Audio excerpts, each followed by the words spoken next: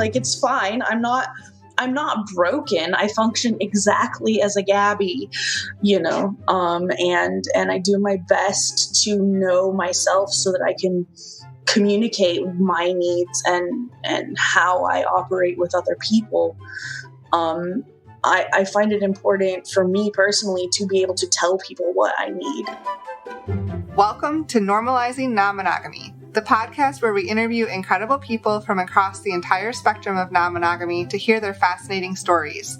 We strive to bring guests on the show who have a healthy approach to non-monogamy. However, it's important to remember that everyone does it a little bit differently, and the views and opinions expressed by our guests do not necessarily reflect our own.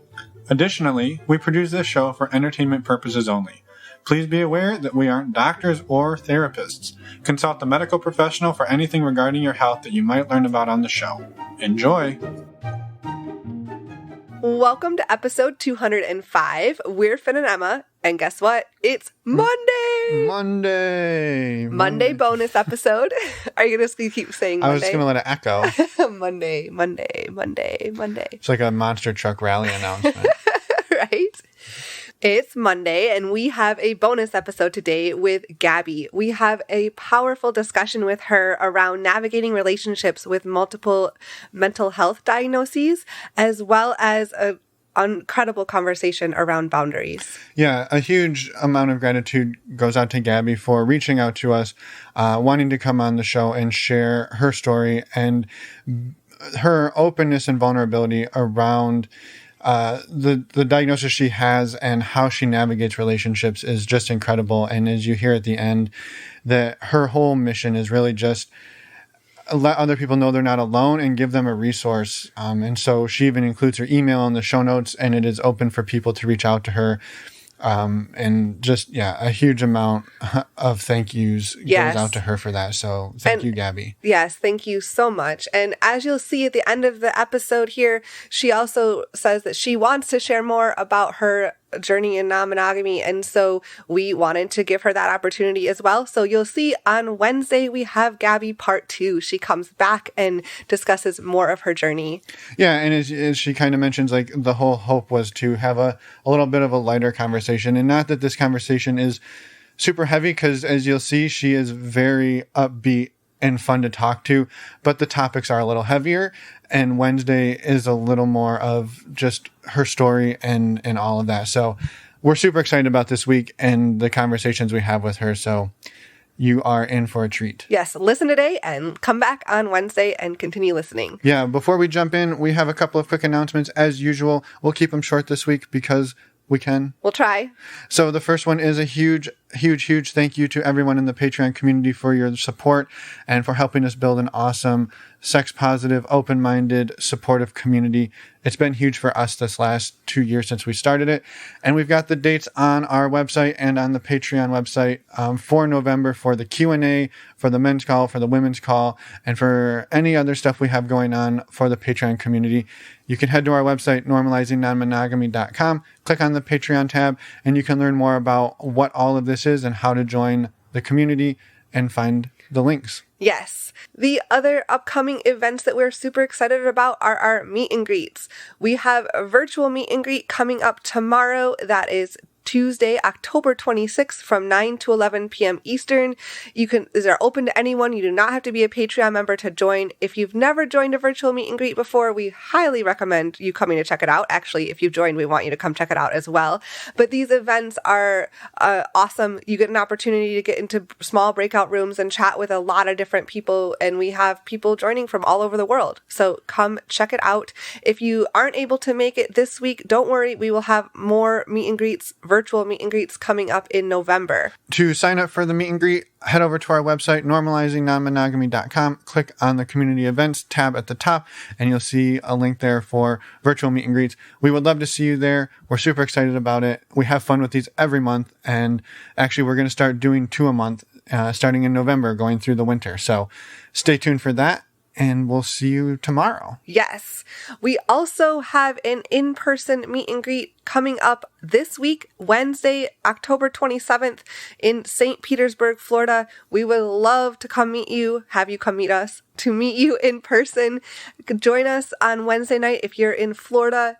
Again, all information to sign up is on our website, normalizingnonmonogamy.com, and go to the community events tab.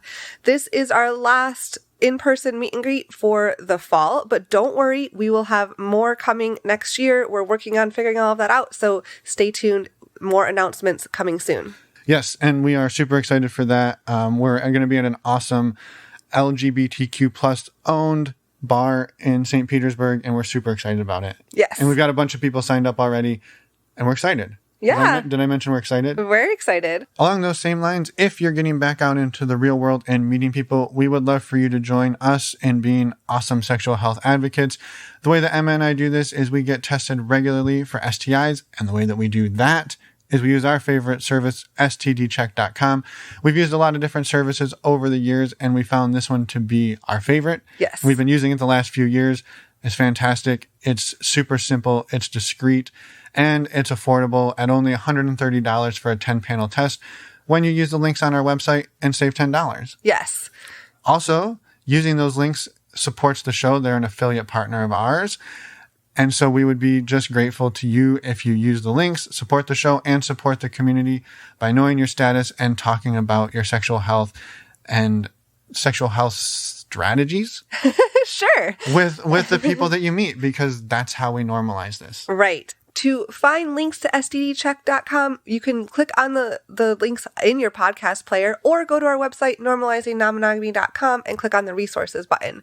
While you're on our website, go to the contact us page, send us an email, send us a voicemail if you want to come on the show, give us some feedback, or just say hi. We would love to hear from you. And all of it is there, on our website. Yes. And we respond to every email, every voicemail. And as Emma said, we'd love to hear from you. We'd love to hear how we're doing, what you think of the show.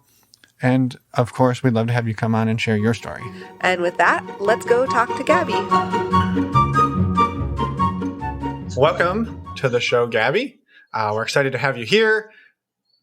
We're just excited. Yeah, thanks for being here. I'm excited to be here. I've been a listener since you guys started. Like I listened to like the trailer ones before there was even episodes out. That's how long I've known about you guys. Yeah. I recommend you to anyone who's new. Like, no, if you have an issue, like go find a podcast episode that'll address this because they have them. Wow. I even forgot we made trailers. Yeah.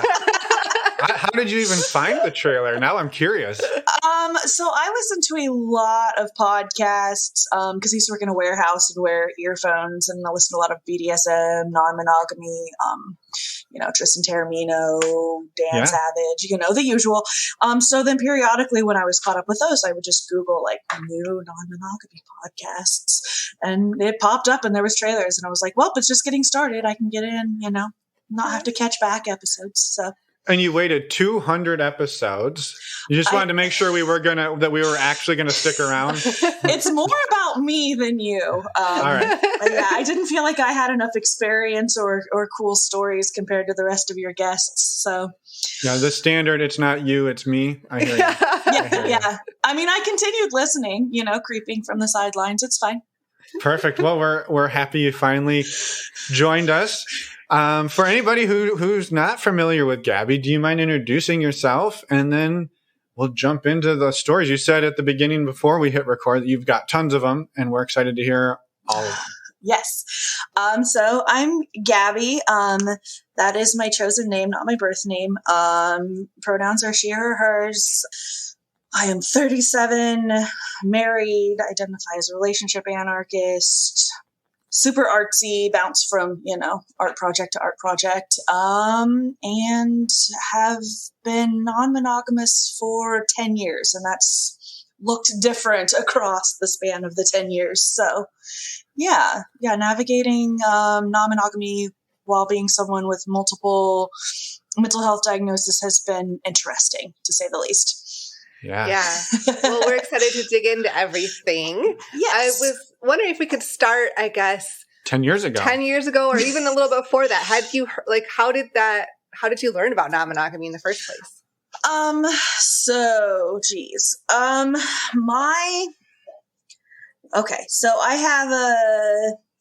I was in a really bad relationship when I was 17 until I was 24. Got out of that, got into a better relationship, had to learn that better doesn't equal good.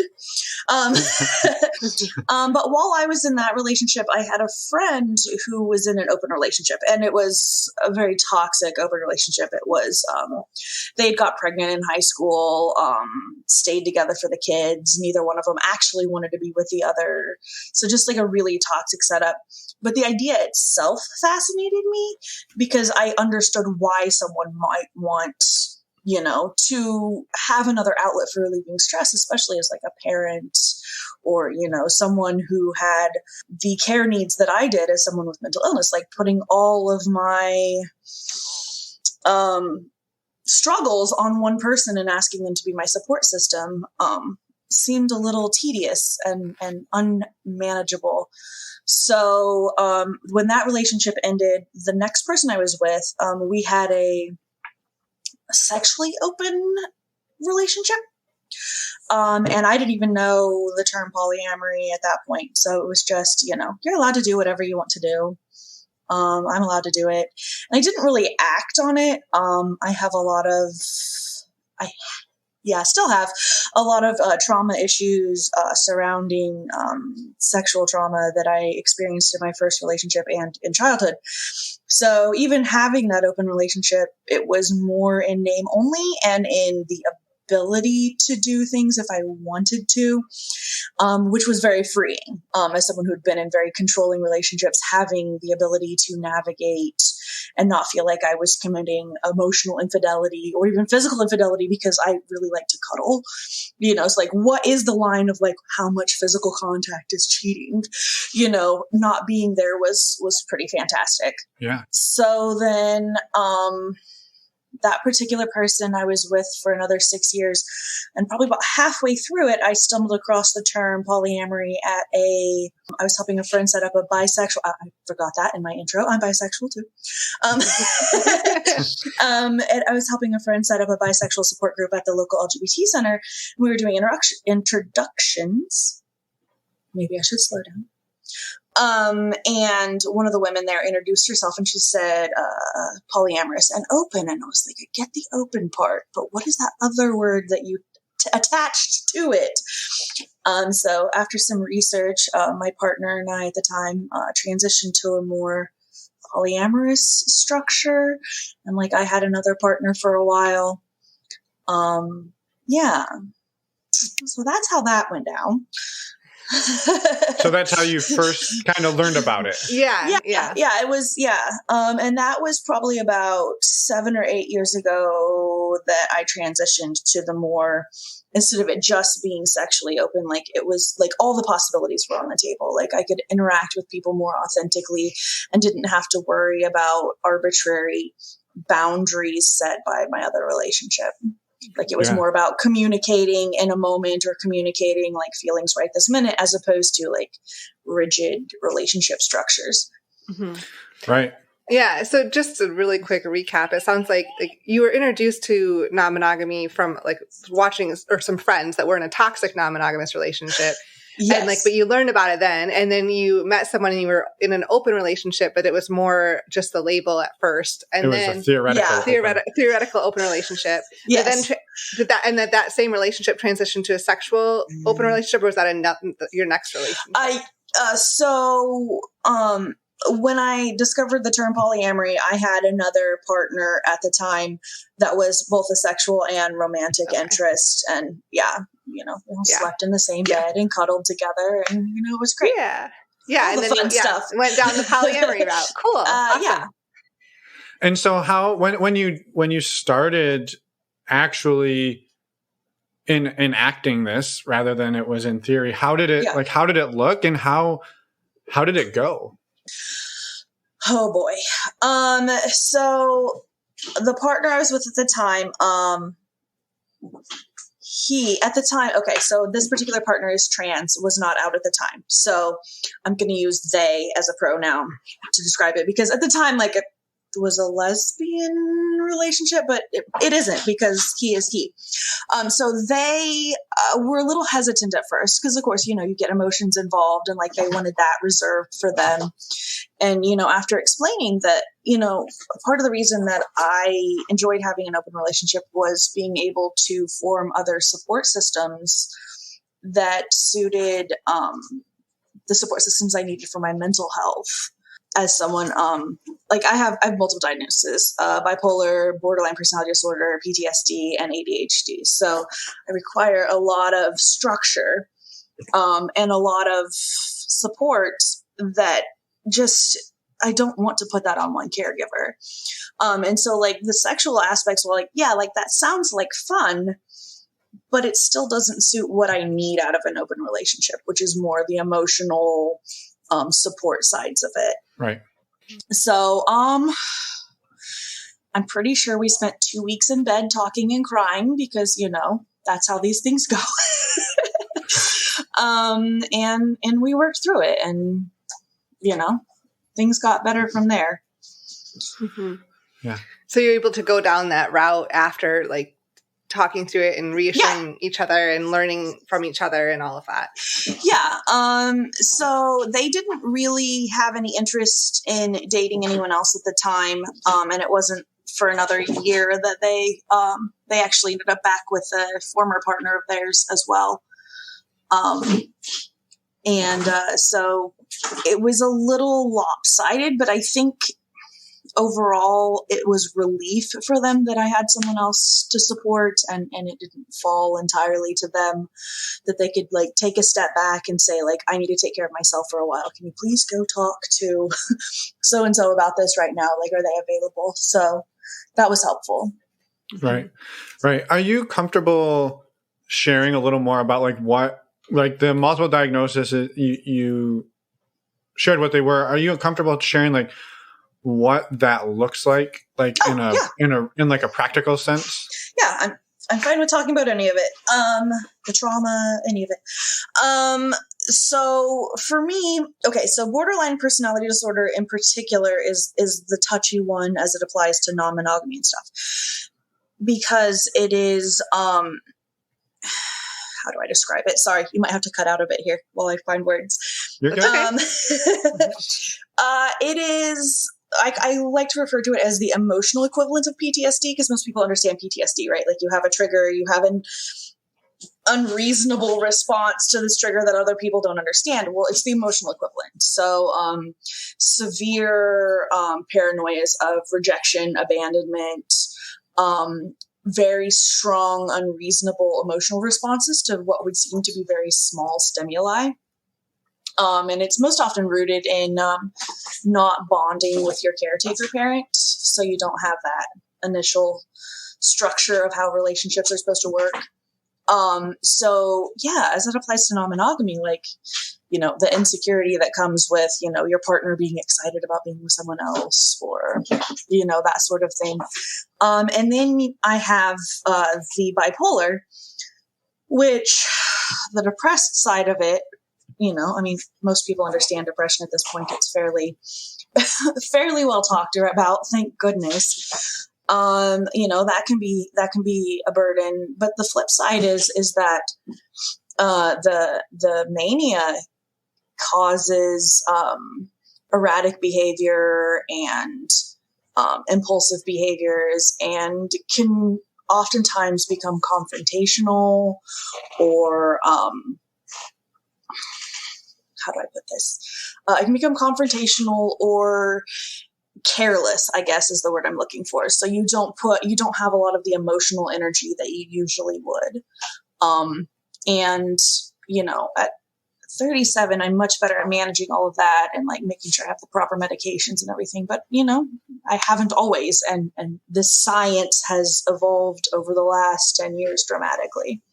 Mm-hmm. So, yeah. No, thank you for sharing all of that. It helps put some context into what you for sure. About. Yeah.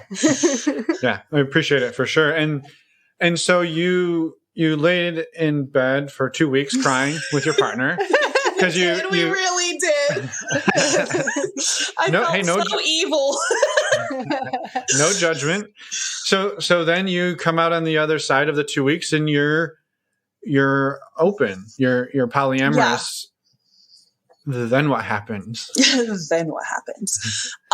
So shortly after that, I got a girlfriend, and it was another toxic relationship, as I have had a habit in the past of engaging in, which is also fairly common with people with borderline personality disorder, is getting stuck in toxic relationships because of forming unhealthy attachments and fear of rejection and abandonment and all of that.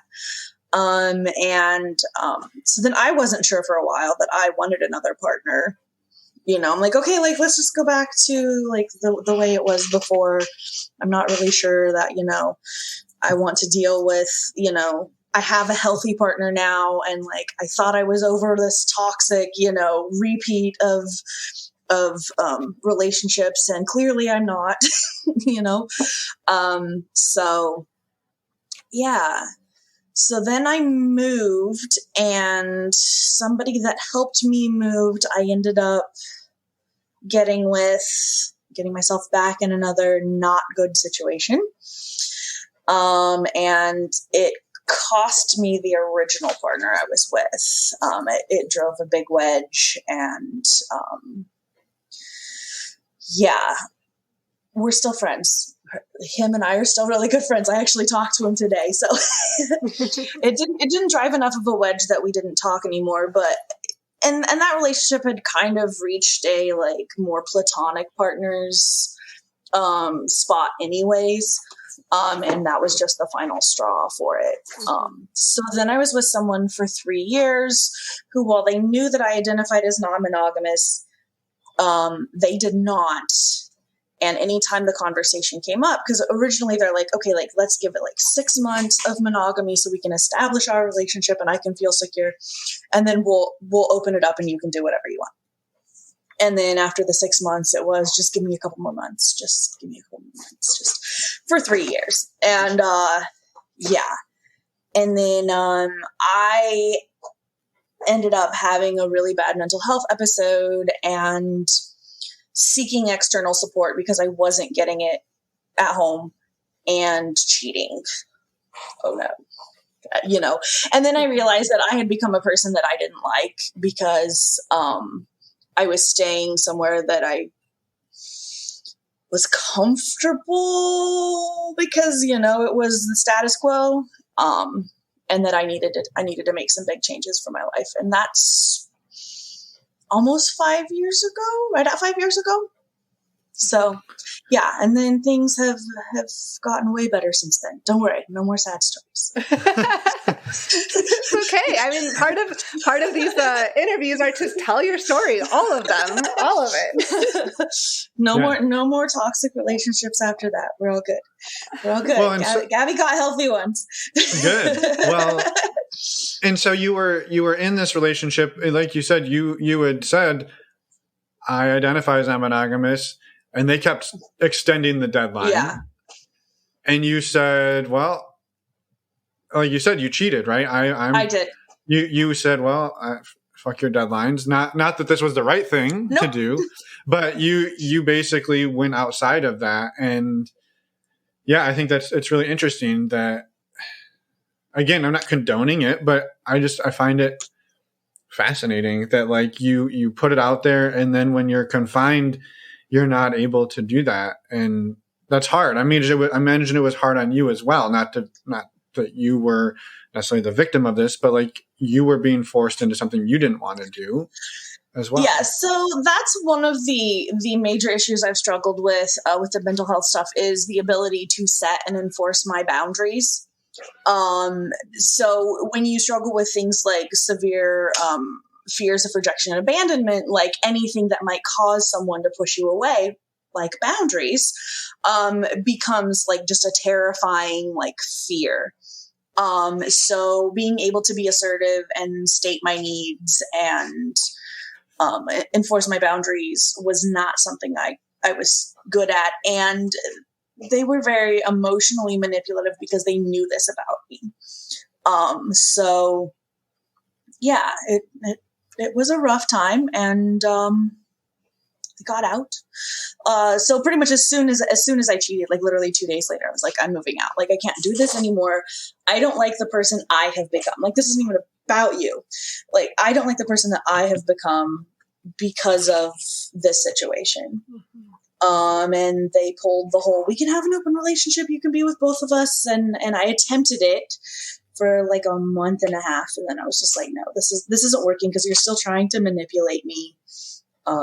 But during that month and a half, I got a lot better at enforcing my boundaries because I had reached the point that I didn't like me and how I was acting out as a result of not having enforced those boundaries in the first place. So, yeah. Yeah. Yeah. I can definitely understand that. It took me not liking myself, and that was the one thing that I could control, is whether or not I liked myself. You know, whether other people liked me or not, or whether I liked other people or not, was irrelevant. Like, I have to like myself. Yeah, I can't run away from me.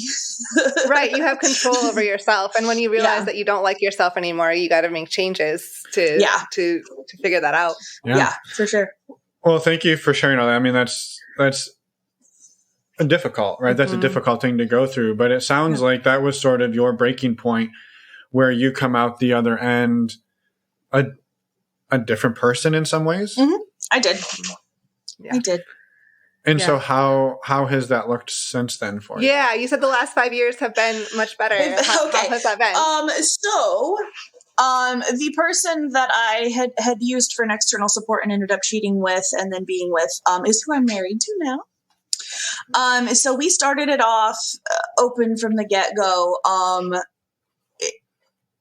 He didn't have much experience. He was at the point in his life where he's like, I just want to date around. I don't want to be stuck with anyone. This old system of, date to get married doesn't suit me. So we were just really good friends, and then just, things evolved, and I don't know, we never set out to get married or even necessarily be long-term anything more than friends, but things are so great. We've had a great journey. Lots of life lessons. There's been struggles. There's been some real, this could make or break us struggles. But there's a big difference in having someone who is fighting with you against an issue as opposed to fighting against someone else. And, having someone in my life that was fighting alongside me to resolve things as opposed to someone I was having to butt heads with to maintain myself was a big shift.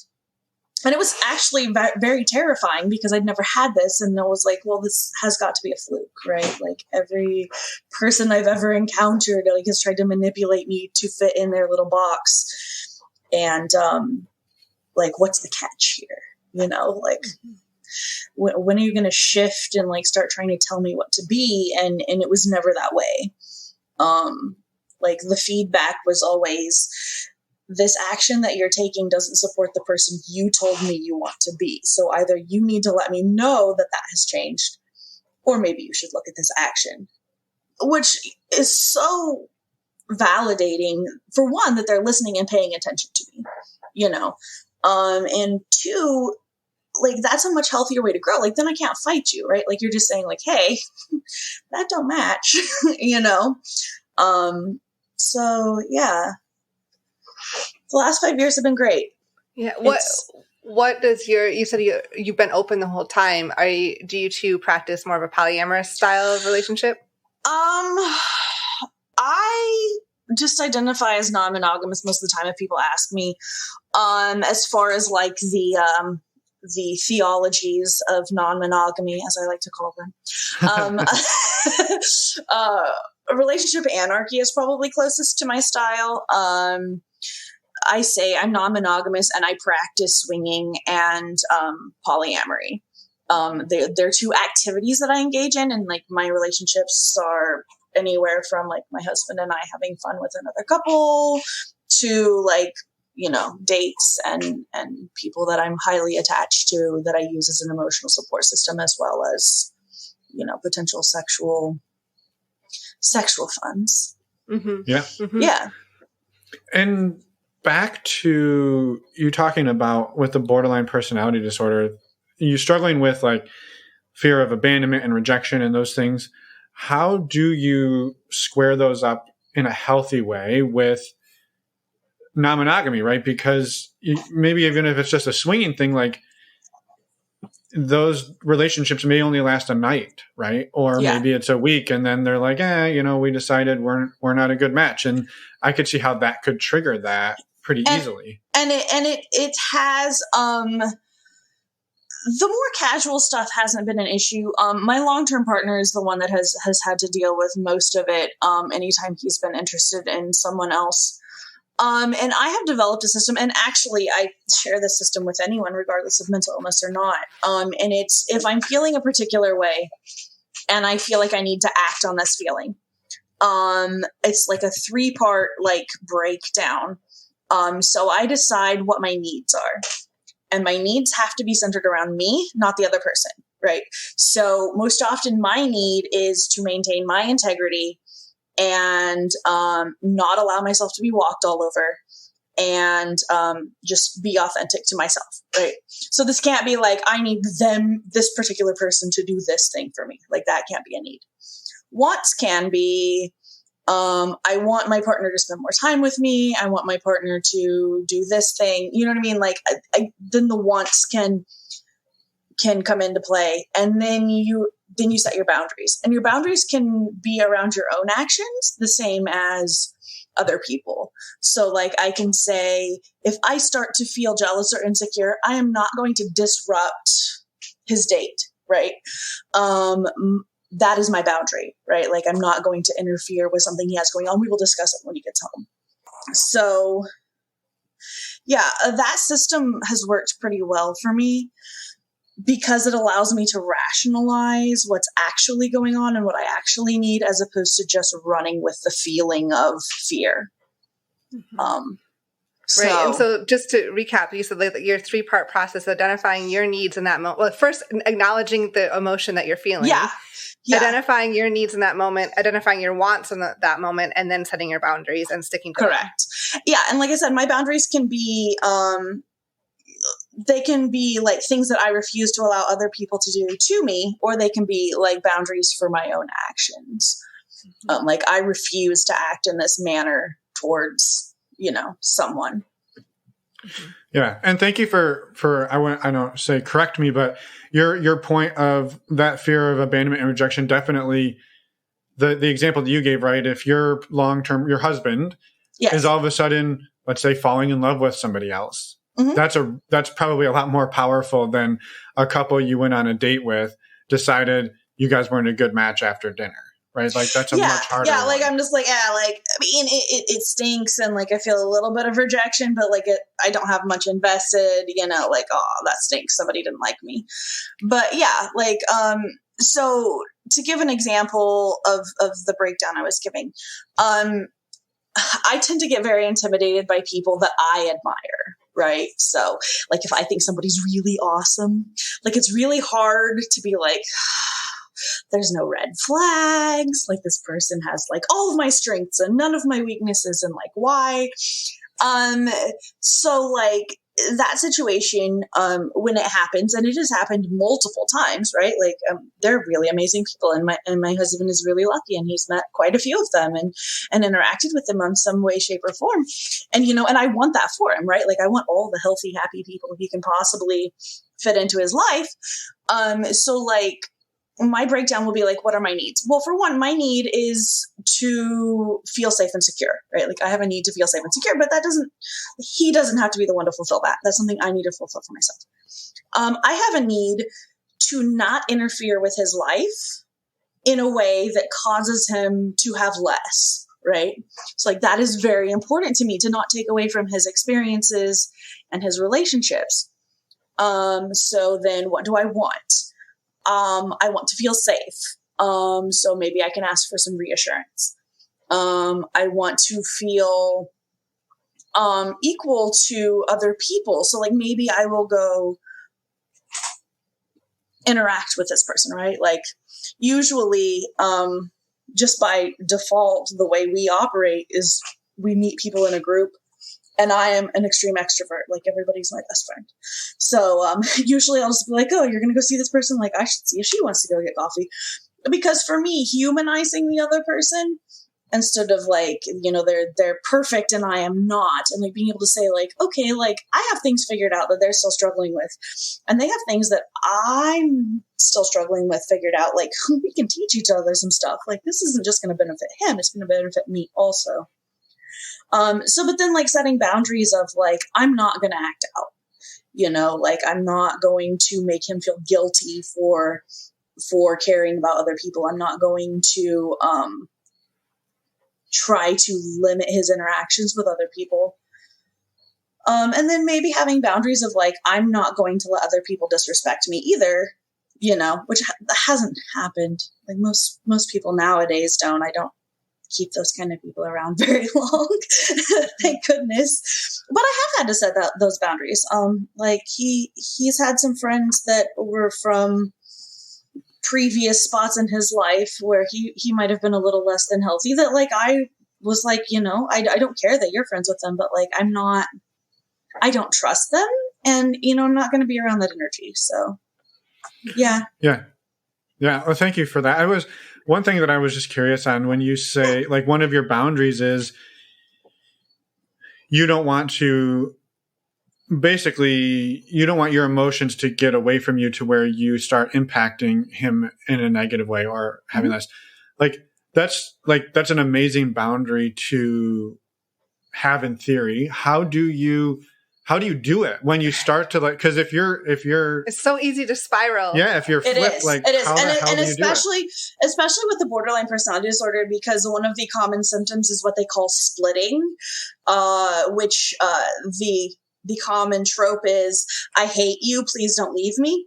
It is like this, like everything is black and white. Like, I love you, I hate you, I love you, I hate you, like oscillating back and forth. And just overall, in general, for my mental illness, like, I have a mantra, which is feelings are liars. Like, support them with something. You know, they could not be lying this time. But, you know, look at the data.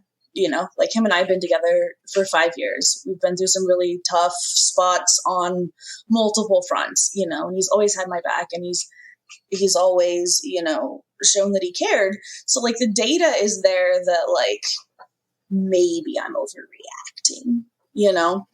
And so, like finding self-soothing things, I usually keep a list on my phone of like potential activities that'll help me relax, refocus.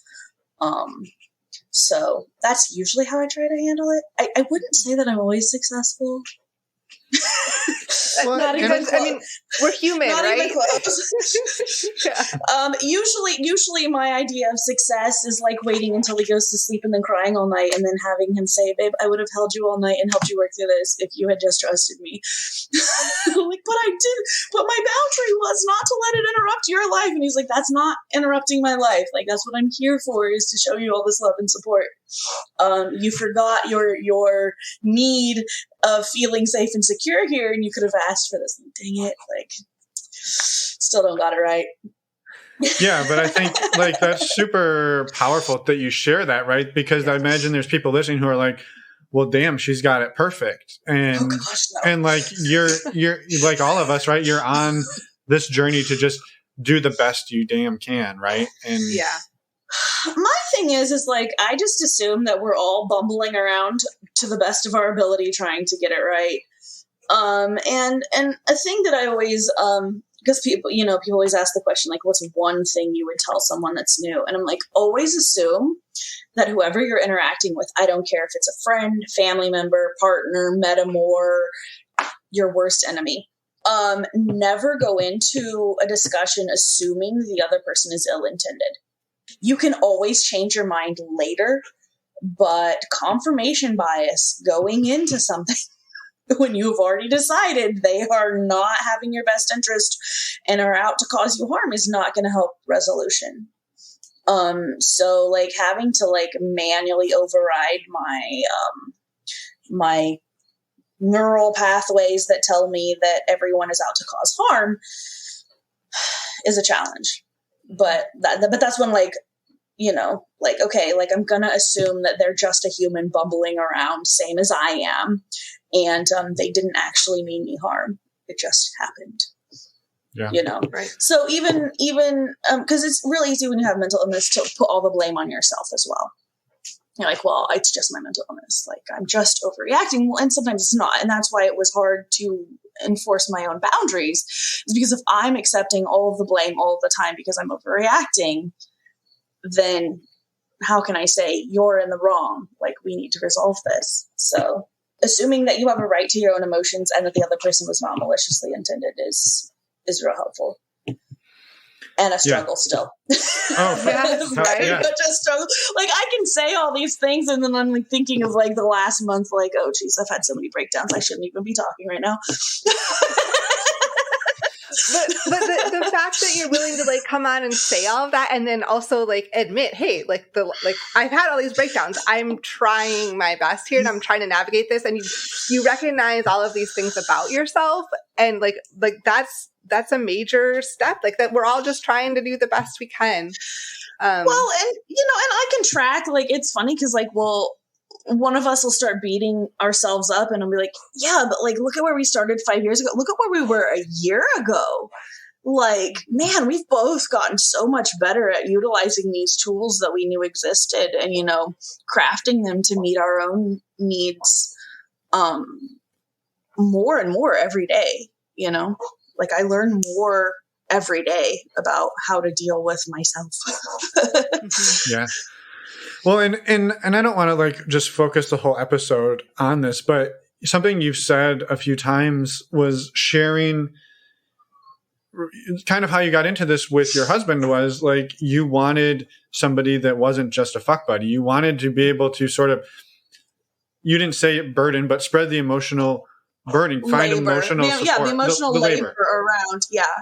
And how do you do that for even for somebody who's not necessarily dealing with what you're dealing with, to do that in a healthy way? So you're not just like looking around being like, this person could handle some of my shit. Like I will put some on them and I'll put some on this one and I'll put some on that one. And then it's not all on my husband. Like, how do you do that in a healthy way that allows you to then have a healthy relationship that's not just that's a two-way relationship. That's a two-way relationship. Yeah, that's a two-way relationship.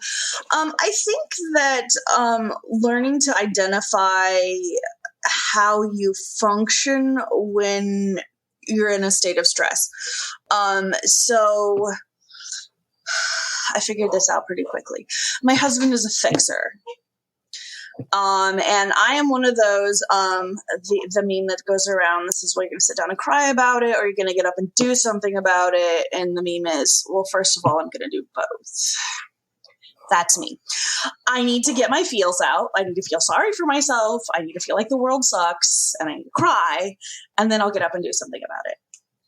So while he challenges me and provides a lot of structure and a lot of help, sometimes not getting the emotional whatever baggage out, like crying, the catharsis out so I can actually focus on solutions, has been an issue for me. And so like knowing that specifically is something I need.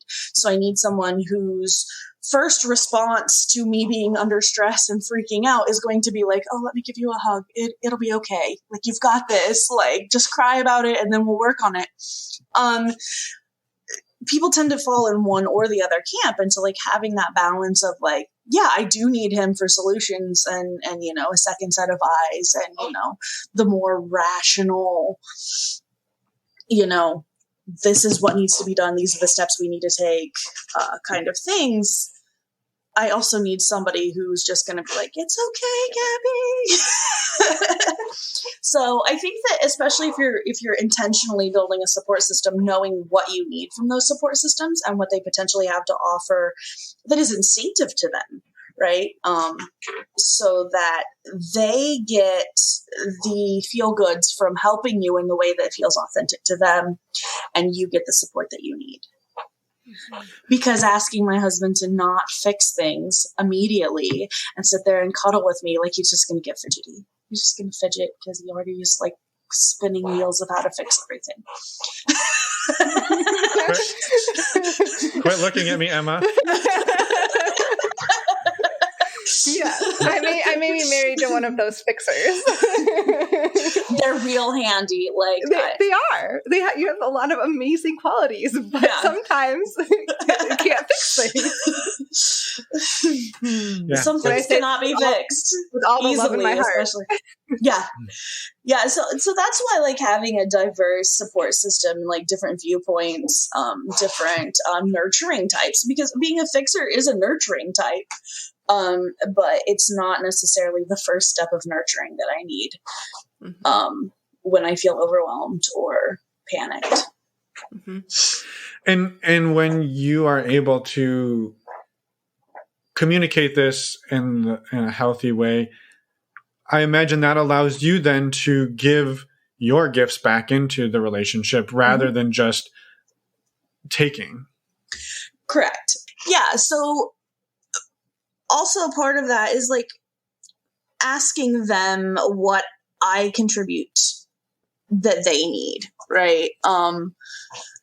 Is helpful for me feeling useful, which actually helps establish a high level of security as well. Because I come from a large family. I did a lot of caretaking of both parents and siblings when I was younger, and it is very much in my nature to want to feel useful. And so knowing what you're offering a particular person, is helpful for establishing a sense of security as well. So I'm offering them a sense of security and a way of interacting with me by saying, like, I really love it when you do this thing. It makes me feel safe and secure, right? Like, I love it when you help me solve my problems. I love it when, I'm having a bad day and like you reach out and like make sure that I'm okay and like are very comforting. And then asking like what it is that you're providing that they needed for support so that you can continue doing that, I find to be helpful. Like for me, it just should be part of the communication. It's one that I most definitely need. Well, right, because then it allows you personally to feel like you aren't just taking, but you also have something you're giving back in, and you're not just using somebody else for, like we kind of said earlier, not just like, it's not a one-way relationship, because that doesn't feel good to you either. No, it most definitely doesn't, because it makes me feel like a burden, which amplifies the fear of rejection and abandonment. Because if I have no use here and I am just taking all of your resources, eventually you're going to get tired of it and go away. So it is imperative that I feel like I have a reason for being here. It's like, I've gotten so much from your show. So I'm part of the reason I'm very vocal about my mental stuff is because, like, I know I'm not the only person going through it.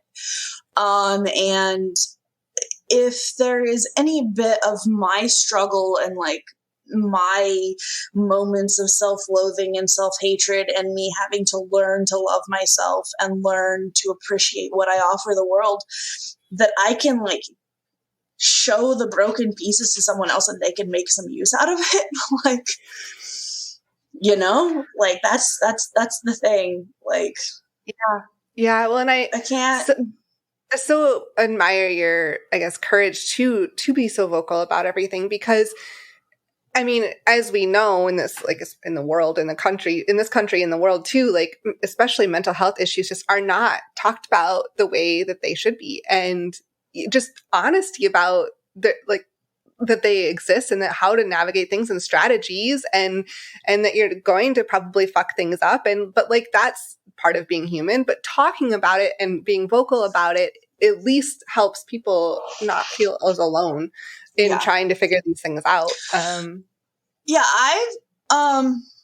have found that the more vocal I am, the more people are likely to come to me I have people that I've never met. Like I maintain an active Facebook presence, and I'll have people friend me, and like I'm forever sharing like mental health stories, or like today is actually World Borderline Personality Awareness Day, so I was like sharing stuff today, and like I'll consistently have people messaging me like, the stuff you share has really helped me. Like, do you have any like tips? Like, will you talk to me? And I'm like, I absolutely will talk to you. Like, I don't have any answers.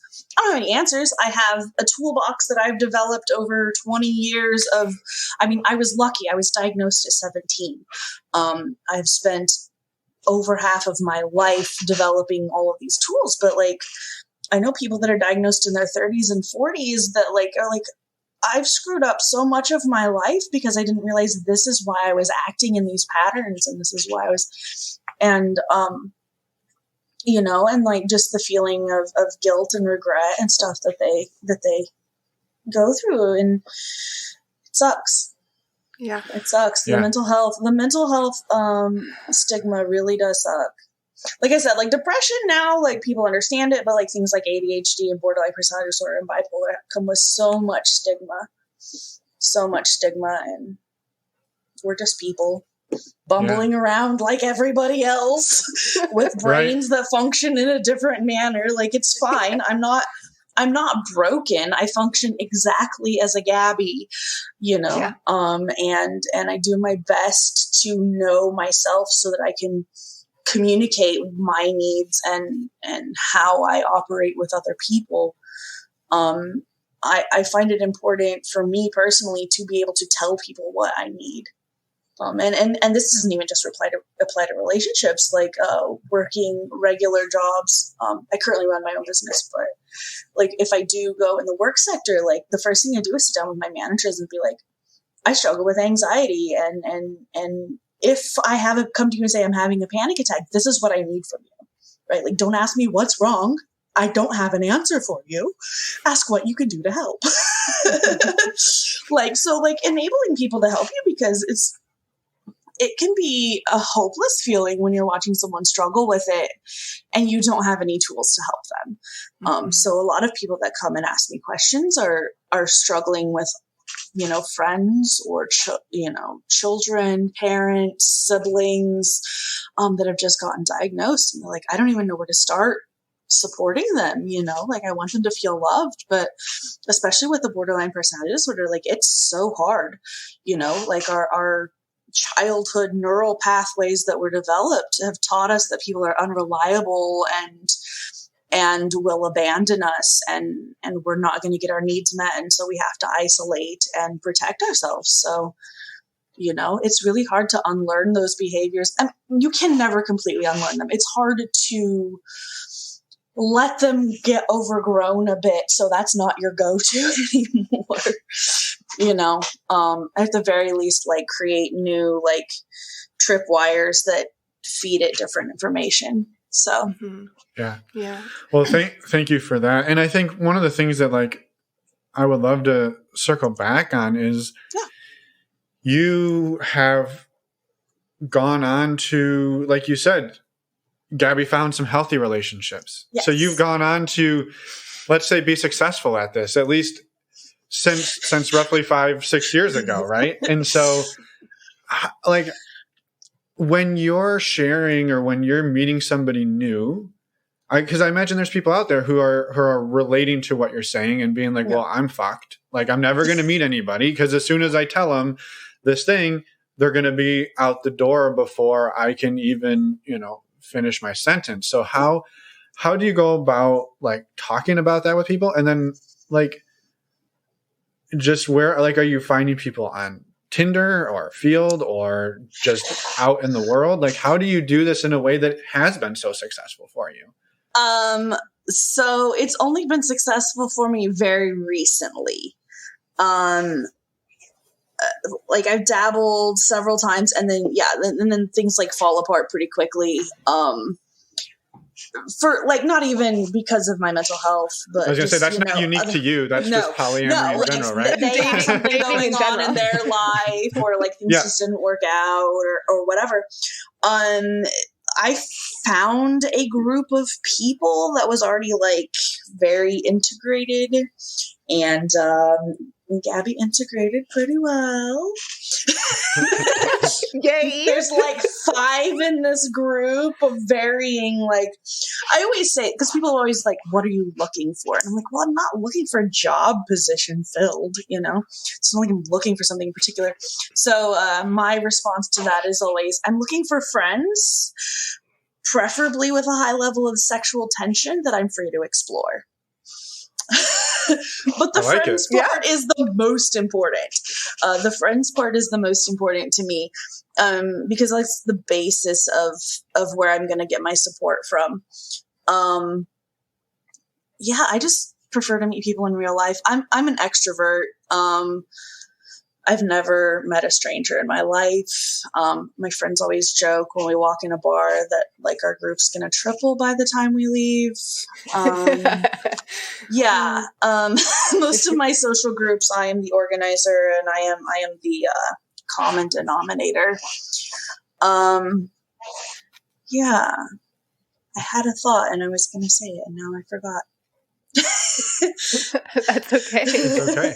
Do you want us to give you a second to think of it, or do you want us to? No, keep going. If it pops back up, I'll either throw it in randomly and say it's the ADHD, or I'll just let it go and it wasn't important.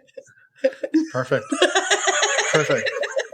Well, we'll leave this in then because why not? Let's keep it real. Why not? I am fine with whatever. Perfect. The nerves are gone. Like I can't embarrass myself, so it's fine. I am unembarrassable. I take over my dad's embarrassing stories. Like, no, I know this one, and I can tell it with more flair. Just let me tell my own stories. Yeah, that happens frequently. They can't embarrass me. Good. That's a powerful skill tool. Yeah, and tool. That's a powerful defense tool. I like that. Yep. Yeah. Well, speaking of your dad, are you out to your family and your non-monogamous friends? Yes, I am very out to everyone. I don't interact with my parents. I disowned them about 2 years ago. But they know. They've known for forever. I'm one of those people that as soon as I figure something out, like everybody knows. Like, oh, look at this cool new thing I just figured out. And I have this habit of I don't think the people that are in my life should be introduced in conjunction to me. So if I show up to family gatherings with 1, 2, 3 people, it's anyone's guess if they're just there as friends or if they're my partners, or I don't introduce people in conjunction to me if they are present. Like I might refer to someone as, like, I give my people strange nicknames when I'm telling stories, because some of them are not out to a lot of people, and I don't want to, I don't ever know who I'm interacting with that might then see me with this person like, oh, that's the person when she said that name that she was talking about. So everybody gets weird. I got my boo thing in Texas. I got my D&D date, which means dinner and dick, for the record. It's not the game. It sounds like a fun game. Yeah, right? Yeah, that's my, I go over there for dick after work, but after working 8 hours, you need to feed me first, otherwise I'm not going to have the energy for it. I see no flaws in that plan. No. And then let's see. And then I have Unicorn Girl, and that's its own inside stories. And Mr. Thrifty, because one of our favorite things to do together is go thrifting, because I cosplay, and he just loves to go thrifting. So yeah, but yeah, I'm very out to everyone. Like I'm much like my mental illness, I don't think that living in a closet suits me, for one. And if I have the capability of being out and loud and explaining things to people, and I'm such an extrovert, and I scored high charisma stats, so people listen to me. Like, if I can use this to help make the world a little bit easier for other people, why not? It doesn't hurt me any. Like, I don't care about people's opinions of me unless I actually care about you as a person, because I don't even know what your core values are in conjunction to mine to know that I should care about your opinion. You know, like who you want to be as a person is probably vastly different than who I want to be as a person, and get on with your bad self. But your opinion doesn't mean much to me and how I interact. Mm-hmm. Yeah. Yeah. No, that's a valid and great, I mean, that's nothing, there's nothing wrong with living that way. Is what I was trying to say. Yeah. When you go out and date and meet people, how do you keep yourself, I guess, safe, both sexually and physically safe in those environments? Physically safe. I don't really I haven't up to this point gone on a lot of random dates with people that I didn't already know. Mm-hmm. Like I said, I usually meet people in a social group and have a good feel for who they are. Which in and of itself is a good strategy. Right. Yeah. I have gone on meetings of various, I mean, I model, so I frequently meet with photographers that I've never met before. And so I assume that the strategy would be similar to that. And that is to give my husband, for one, he always has access to my location through Google Maps, for multiple reasons. So I'm like, here, like, I'll have my phone on me the entire time. Here's all the contact information. Here's where I'm going to be, this sort of thing. As far as sexual protection, I other than my husband, I'm not fluid bonded with anyone else. So condoms are standard fare. And I tend to avoid people who have an issue using condoms, because that probably means they're not being safe, and, you know, condoms have limited, you know, I'd like to know, it's like face masks, right? Like the more everyone wears them, the healthier we all are. Like the more you're using condoms with everyone else, the less chance I have of getting something. So if you're not, then this is like a small barrier. Well, that's a super valid point, right? Like if you have to like argue with this person to use a condom, that means that they're probably also putting up that same fight with everybody that they like. So just because you convinced him doesn't mean that the last 5 people were able to. Right. That's a insightful thing. I had not thought of. And if they're unwilling to use protection, it also for me brings up like, well, when's the last time you've been tested? Because you clearly are not taking your safety seriously. Even if you have been tested, are you being honest about it? Because again, you seem to not care about my boundaries concerning safety, and, you know, just doing what you want to do is paramount to you. Yeah, one of my people, it's always funny because he always talks about Mr. Thrifty, for the record. He always talks about he's like, yeah, like when I came out to my sister, like the first thing she said is be safe, and he's like, dude, that's my favorite toy. I'm not gonna let anything happen to it. You best believe that thing's going in a protective wrapping. That's a great response. That's right. And that's what I thought. I was like, man, that's going to be a line from here on out. Yeah.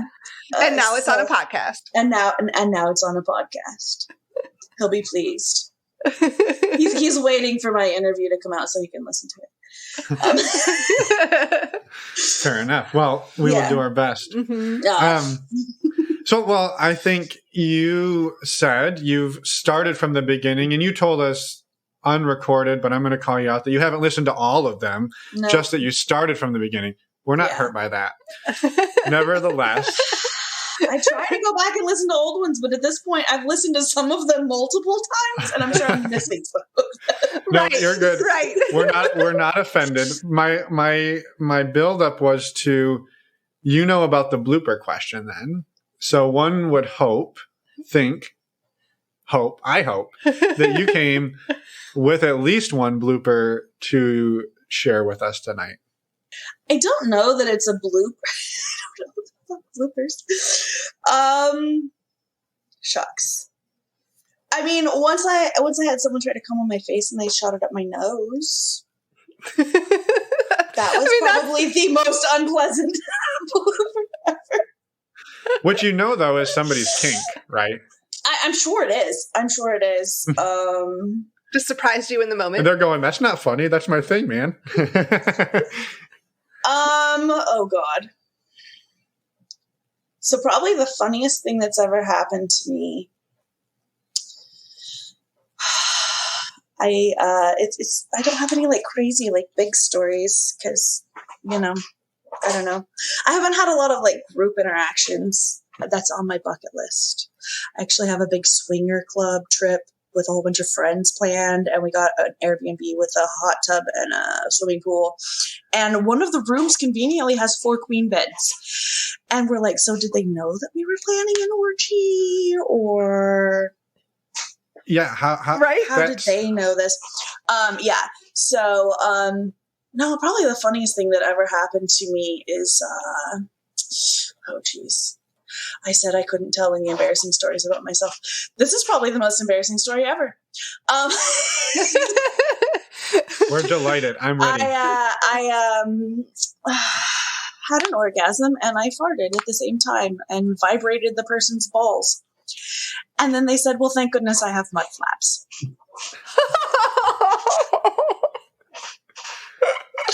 And you said you didn't have a blooper. That's perfect. That's amazing.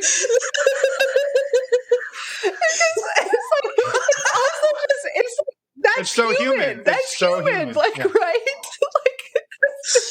That happens. It does. And it's And I loved his reaction too.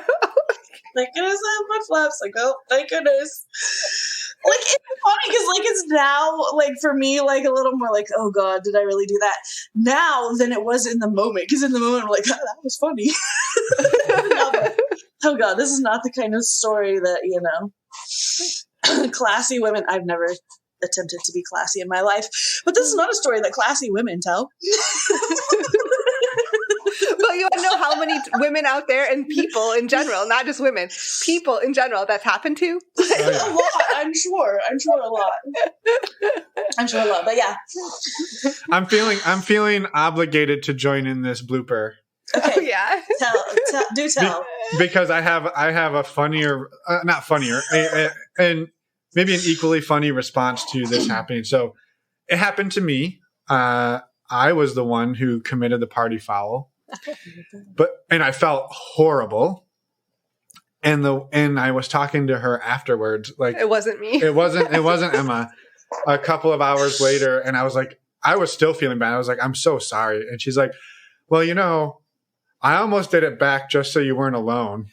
And I was like, well, that would have been an interesting tactic. That's so great.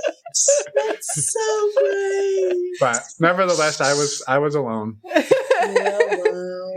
In that instance. So yeah, that's a thing that's happened. That's a conversation I've had with somebody. Yeah, that's great. But What are the situations you find yourself in? That is amazing. Well, We all find ourselves in, I should say.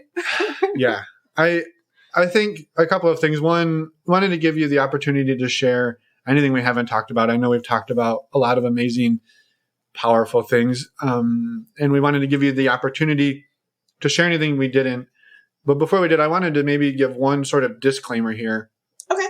For somebody listening who's saying, I struggle with a lot of the same things that you've mentioned, Gabby, to not jump to the conclusion that you have all the same diagnosis. And maybe if you would be willing to talk a little bit about getting diagnosed and the difference between, oh, sometimes I get anxious or sometimes I overreact versus like, this is an actual diagnosis. Because I don't want people listening to this and turning it off and then walking away thinking they now have borderline personality disorder or maybe they do, but maybe they need to find maybe what should someone do in that situation? What would be you'd recommend? I think everyone should have a therapist. For me personally, having someone that I can just go unload everything that I'm thinking and feeling, that my personal life and what I'm thinking and feeling doesn't affect them. Because no matter how supportive any of my friends or partners or family members are, they're closely tied to my outcomes, right? Like if my husband's trying to support me, like he's closely tied to his attachment to me and you know, wanting to maintain that. So it's hard to be neutral. So I really think everyone should have a therapist, even if you have never had a diagnosis in your life. It's just a healthy thing to have.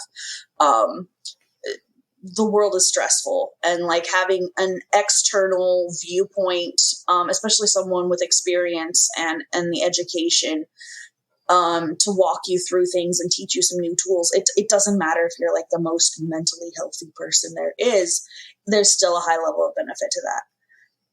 Most therapists would recognize a lot of the symptoms and like what's just healthy stress responses, because, panicking if your partner is experiencing a high level of NRE and you're not getting the attention that you're used to is a perfectly natural response. You don't need borderline personality disorder to freak out because things have shifted. Like that's a normal human response.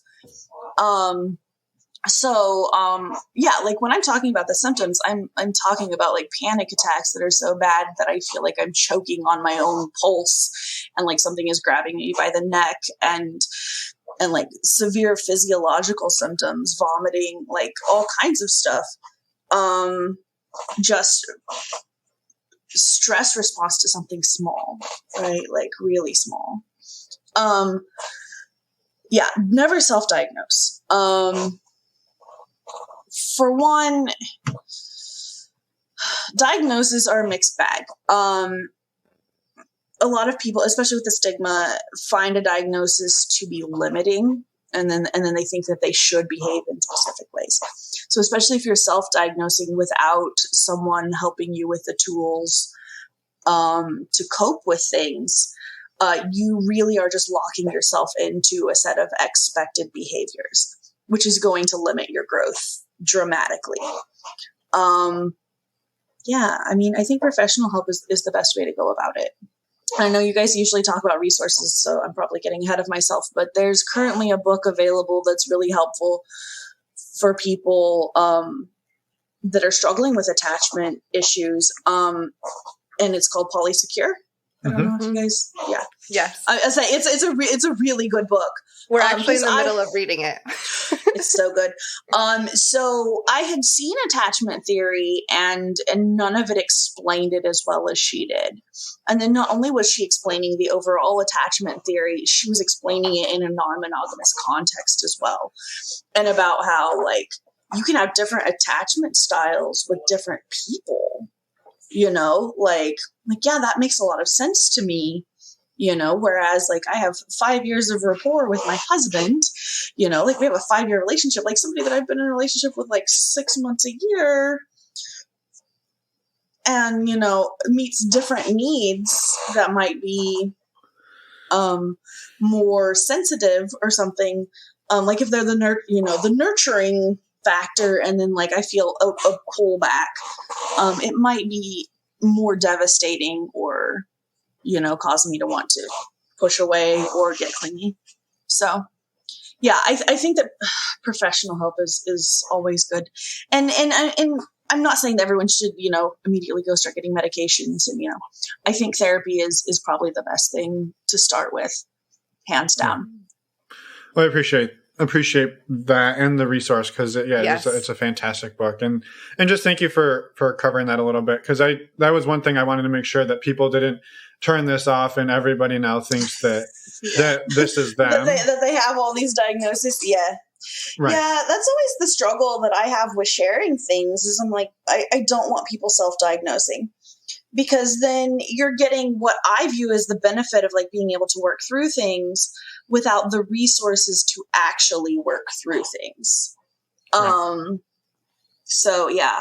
NAMI, NAMI.org is a really great resource for anyone who wants to understand mental illness. Like they give breakdowns of everything, and they actually offer caretaker classes.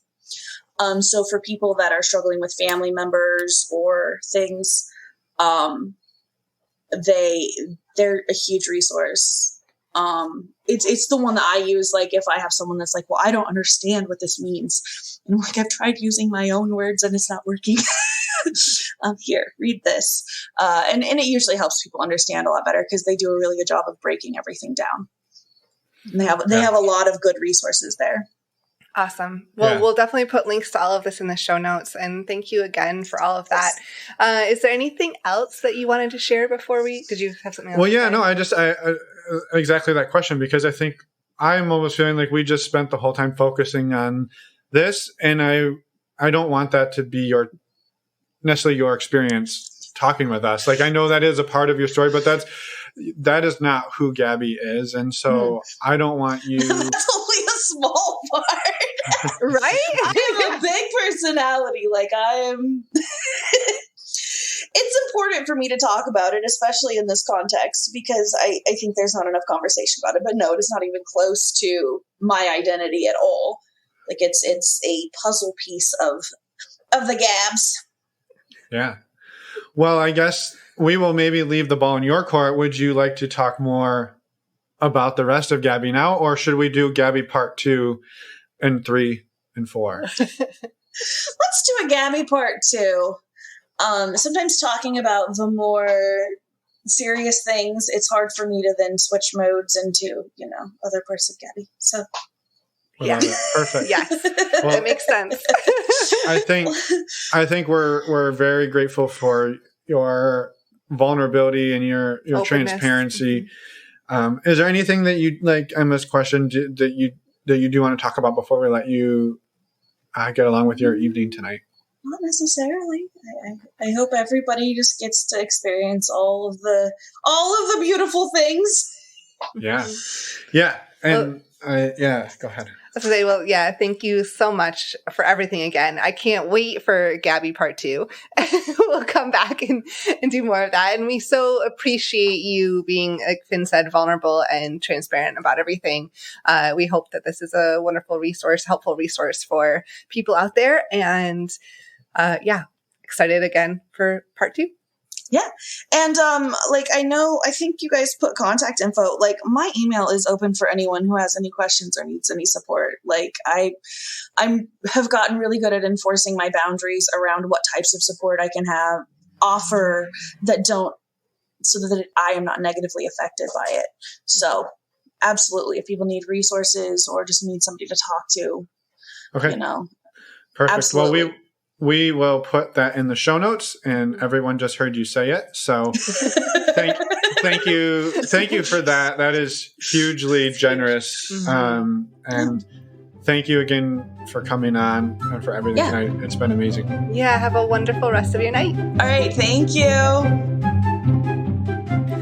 And we're back. A huge, huge thank you to Gabby for coming on and being vulnerable, sharing your story, and, being willing to really talk about some topics that can be difficult and challenging. And we appreciate it so much that you're willing to be so open and helpful to other people out there. Yeah, and we're excited to, again, talk to Gabby on Wednesday, so stay tuned for that. It'll be available in just like 48 hours. Yes, 2 days from now. The other thing is we are super excited to meet many of you this week at our virtual meet and greet Tuesday night.